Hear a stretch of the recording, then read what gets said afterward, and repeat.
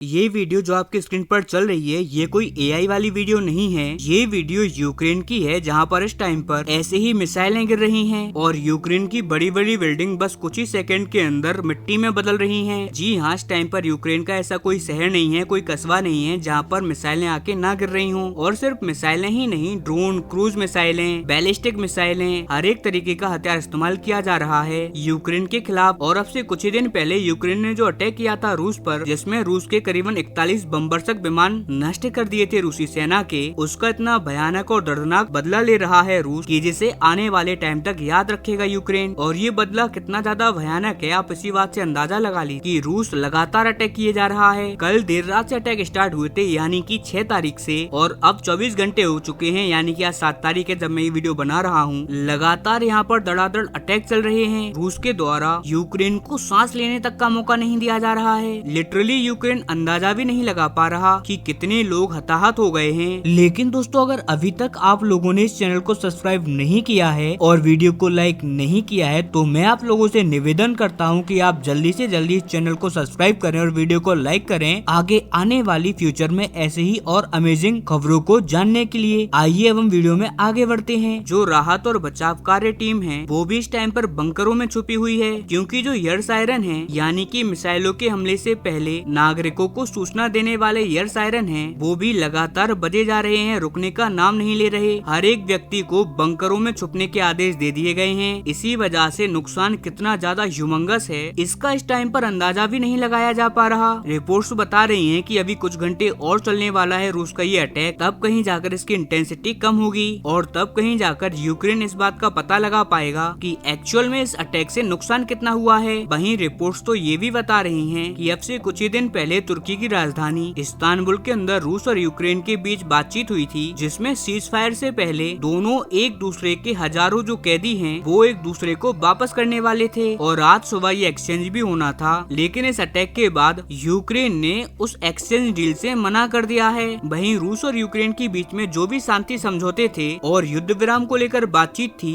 वो भी रोक दी गई है, क्योंकि यूरोप ने आरोप ये लगाया है कि रूस ने हमारे आम जनता, जो यूक्रेन की आम जनता है, उसे टारगेट किया है, जबकि यूक्रेन ने इस पूरे कॉन्फ्लिक्ट में, इस पूरे युद्ध में किसी भी रूसी नागरिक को निशाना नहीं बनाया। अभी तक सिर्फ रूसी मिलिट्री एस्टेब्लिशमेंट या रूसी सैनिकों को ही निशाना बनाया है। हमने कभी भी रूस के आम नागरिकों पर अटैक नहीं किया, लेकिन रूस लगातार हमारे कस्बों, शहरों, गाँव के आम नागरिकों के ऊपर मिसाइलें बरसा रहा है। इसीलिए जब तक ये अटैक नहीं रुकने वाले हम कोई भी बातचीत नहीं करने वाले। लेकिन ये बात यूक्रेन की 1% भी सही नहीं है, क्योंकि हमने बीते महीनों में साफ साफ देखा कि यूक्रेन ने भी रूस के आम नागरिकों पर टारगेट किया है, फिर चाहे वो रूस की राजधानी में बिल्डिंग अटैक करवा के हुआ हो या फिर कई सरकारी कार्यालयों पर यूक्रेन ने अटैक किया हो। अब इस बात से साफ साफ पता लगता है कि भले ही यूक्रेन ने कम आम नागरिकों को निशाना बनाया हो, लेकिन इस आरोप से बच नहीं सकते। दोनों ही देश लगातार एक दूसरे के आम नागरिकों को टारगेट कर रहे हैं। पश्चिमी देशों से कुछ रिपोर्ट्स तो ऐसे भी आई हैं कि यूक्रेन पर आज जो अटैक किया गया है ये बहुत ज्यादा ह्यूमंगस है और अब यूक्रेन भी शांत नहीं बैठने वाला। यूक्रेन इसका बदला जरूर लेकर रहेगा, लेकिन ये बदला कैसा होगा, कितनी इंटेंसिटी का होगा, ये हमें आने वाले टाइम में पता लग जाएगा। लेकिन एक बात तो निश्चित है, जैसे जैसे ये युद्ध लंबा खिंच रहा है वैसे वैसे इसमें परमाणु हथियारों की एंट्री होने की संभावनाएं भी बढ़ती जा रही हैं। हालांकि आगे जो भी कुछ अपडेट होगा मैं आपको आगे जरूर बताऊंगा। जब तक आप इस चैनल को सब्सक्राइब करके रखना।